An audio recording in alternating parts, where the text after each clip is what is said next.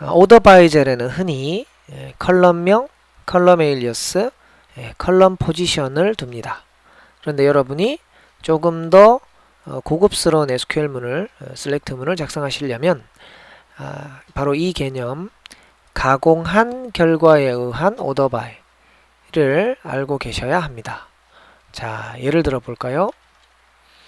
바로 이전 강의에서 문제를 하나 낸 것이 있습니다. 그 문제에 대한 해답을 알려드리면서 중요한 내용을 하나 설명하겠습니다. 자, 셀러리 컬럼이 있고 셀러리 컬럼을 가공한 컬럼이 있습니다. 마이너스 1을 곱하죠. 그냥 셀러리 컬럼에서 보면 800보다 5000이 더 큰 값입니다. 그걸 마이너스 하게 되면 마이너스 800과 마이너스 5000이 있는데요. 지하 800m, 지하 5000m. 그럼 이 지하 5000m가 훨씬 더 깊은 거죠. 값으로 따지면 마이너스 800이 더 큰 값이죠. 마이너스 5000이 더 낮은 값입니다. 자, 우리가 이 두 개의 컬럼 가운데 셀이라는 컬럼으로 오름차순을 하면 이렇게 이제 800부터 5000까지 쭉 나열됩니다. 자, 그런데 오더 바이에 셀 곱하기 마이너스 1로 오름차순 정렬을 하면 바로 이렇게 마이너스 5000이 제일 낮고요. 마이너스 800이 크기 때문에 이렇게 오름차순이 되는데 셀 컬럼 입장에서 보면 내림차순인 것처럼 보이게 됩니다. 그래서 이 문장을 그대로 사용하면서 화면에서는 셀 곱하기 마이너스 1을 빼는 거죠. 그러면 DSC라는 단어를 쓰지 않고도 월급순으로 내림차순을 할 수 있게 됩니다. 이 한 문제가 중요한 것이 아니고 오더 바이를 가공한 결과를 가지고 오더 바이를 만든다는 것, 그것을 아셔야 되겠습니다. 셀 곱하기 마이너스 1 대신에 그냥 마이너스를 붙이셔도 됩니다. 자, 그래서 위와 동일한 결과가 됩니다. 셀로 오름차순, 그 다음에 마이너스 셀로 오름차순 합니다. 그리고 화면에서는 마이너스 셀을 뺍니다. 자, 이렇게 하시면 DSC 없이 이제 셀러리 순으로 내림차순이 되고요. 바로 연습 문제에 대한 해답은 정확히는 이제 이렇게 작성하시면 되겠습니다. 가공한 결과에 의한 오더 바이를 3개 정도 더 보겠습니다. 자, 두 번째 예제는요. 자, 하이어 데이트 입사일자를 기준으로 오름차순을 하면 이제 오더 바이 하이어 데이트 하면 될 것이고요. 내림차순을 하게 되면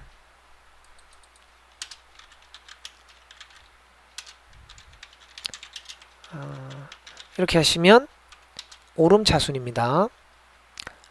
그리고 마이너스를 붙이면 이제 내림차순이 되겠죠. DSC 없이. 그런데 이것은 에러가 발생합니다. 넘버일 경우는 모르지만 데이터일 경우는 이렇게 할 수 없다는 거죠. 자, 그럼 이제 어떻게 할까요? 네, 약간의 아이디어를 이제 발휘하셔야 합니다. 시스 데이트는 우리가 접속한 서버의 현재 시간이죠. 그것에서 하이어 데이트를 뺀다면, 자, 그렇다면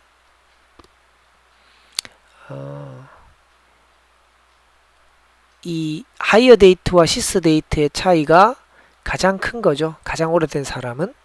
따라서 정렬을 할 때 이걸 기준으로 이렇게 정렬을 하는 것입니다. 시스 데이트에서 하이어 데이트를 뺀 값이 가장 큰 것.